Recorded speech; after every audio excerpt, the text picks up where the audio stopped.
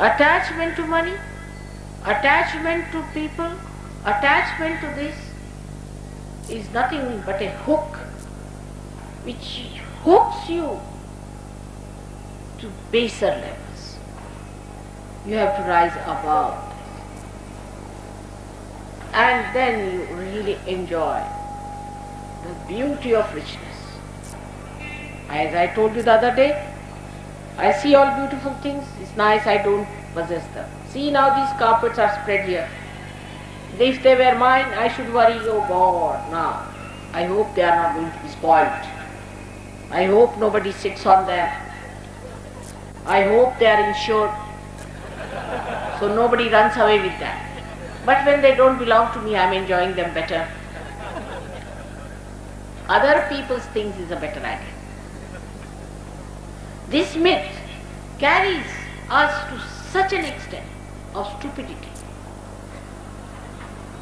that sometimes I feel whether these human beings are human beings or they are their possessions. Their spirit is lost, everything is lost, they are not bothered, but if their little possession is lost, they weep and wail and as if they are dead, their forefathers are dead 100 times.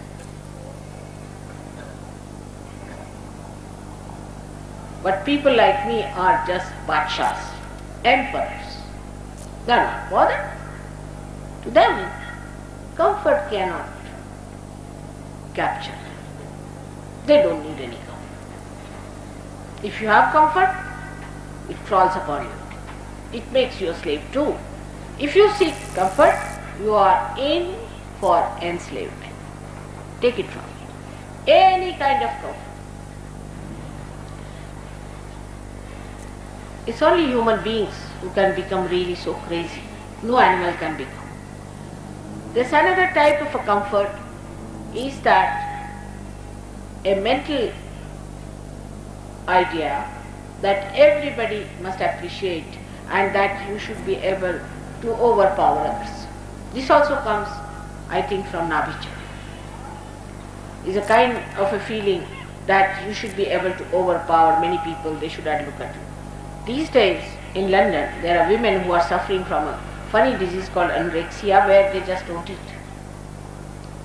Women just don't eat because they should be thin and skinny. For what? For what you should be thin and skinny? Because you look attractive. But for what? I don't think skinny people look attractive by any chance. Horrible. They create only pity in you. And you feel, repulsive about the whole stuff. Once a beauty queen came to see me, I thought she was a TB patient. And I said, you look alright, but it seems you are a TB patient. She said, no mother, I've got a beauty prize. I said, who were the people? Doctors must have given you, because they want some patients there. This is the trouble. We go out of the way to trouble our Nabhi, not to eat your food, fasting. If you want to fast this life, next life you will not have any food. Thank you very much. No food. Fasting, alright. You will have a permanent fasting. What do you say? You don't have to do any fasting. Why do you want to fast? And even if you want to fast, because you want to change the timing or maybe for your health's sake, it's alright. But why in the name of God you want to malign him? You have got everything to eat and you don't want to eat. Those who have got food to eat, they don't want to eat. Next life they become poor. And then they blame the rich. But in last life you didn't want it to fast. So this life you are not given any food because you asked for it. And that is how also the Nabhi Chakra gets twisted when you fast like mad. There is no need to fast in the name of God. God has given you all the wealth, all the beauty, all the love. Actually, in Sahaja Yoga, if you fast in my name, I think it's horrible. Because if you want to trouble your mother, or to make her uneasy or take a revenge on her, then you say, Mother, I am not going to eat my food. Then Mother is finished. That's the best way to conquer her. To say, Mother, I am not going to eat my food. So this kind of mad fasting is also very bad for your Nabhi. And when you do that, then you have a problem because you are invaded by your left-sided, what you call the, beyond the Ida Nadi, you have the collective subconscious and you are invaded by them. And you are in for trouble, physically, mentally, emotionally. And mostly those people who fast are very hot-tempered. The day their fasting day is there, never go near them. Because they are already planning what they are going to eat. And in the morning they plan and they don't get it, so they are very angry for that one. All these asahaja things are not going to happen. You have to be normal people. You don't have to put up into tension yourself for Sahaja Yoga, nothing. Be normal. Be nice people. Don't torture yourself. That is one point on the Nabhi on the left hand side, and on the right hand side, don't get into indulgences. Don't pamper yourself. Both things are the same for Sahaja Yoga, whether you starve or you overeat. It's the same.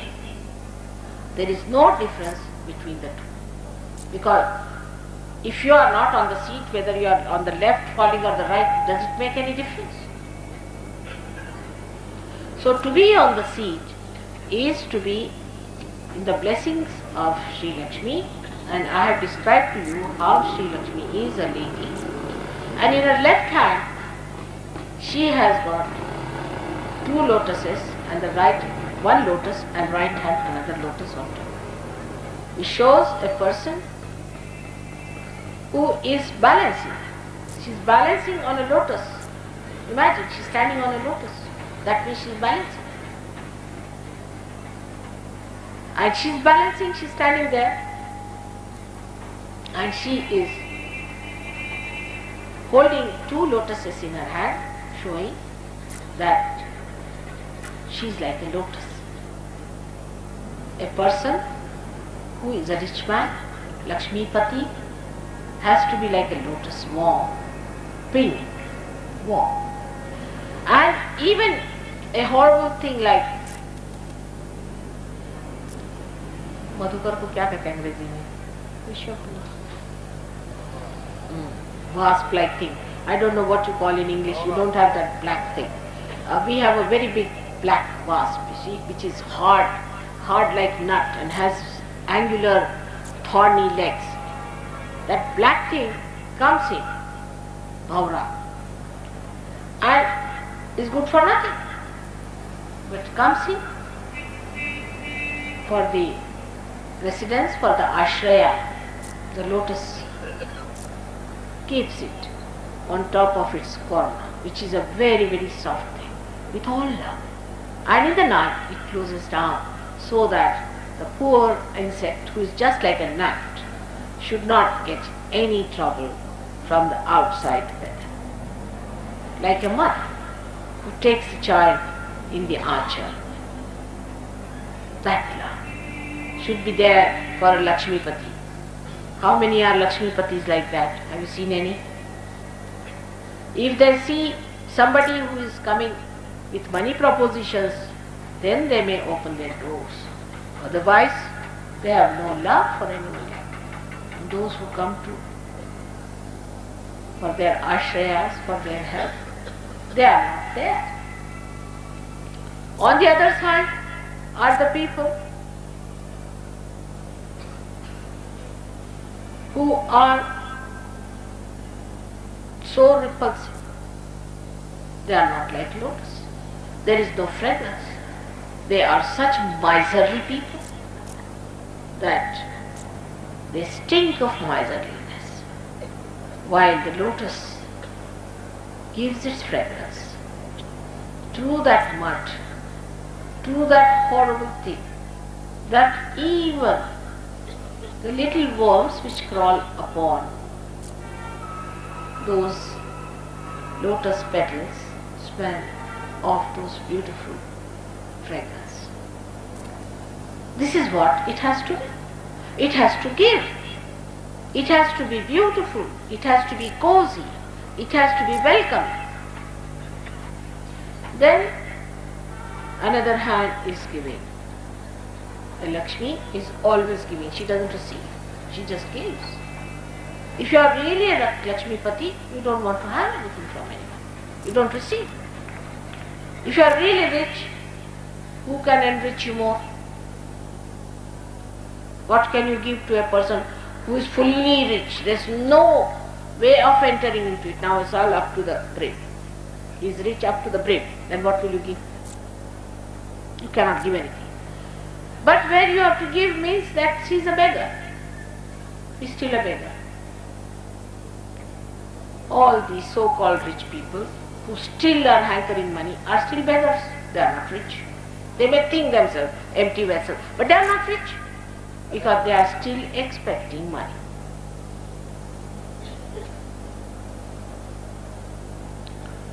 So, it is important that we should understand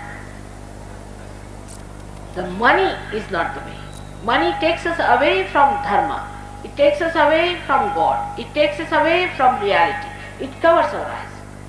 We don't think that we have to follow a path of righteousness and of virtue. Because we think we are rich, God is going to be afraid of us.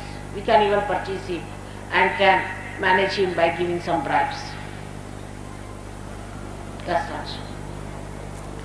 You must face yourself. You have to face yourself. That it's not the money that's going to give you that elation, that higher life. But it is the love of God, the honesty of seeking. Honesty. That is the quality of this chakra, is the Satya. Vishnu is the Satya. He is the Narayana. Narayana means Satya. So there cannot be Satya Narayana, isn't it? Narayana is Satya, then how can there be Satya Narayana? But we have many Satya Narayana pujas. For all these Satya Narayanas, Sahajogis are not supposed to go. They can only go to Narayana puja. Because Satya Narayana means that part which is added to it for camouflaging is meant for these horrible Brahmins who make you pay. For what? So Sahajogis are not allowed to go to Satya Narayana Puja. They can have Narayana Puja. And what is Narayana ultimately becomes? In the Nabhi Chakra, Narayana existed since he was created by the Devi. And it looks after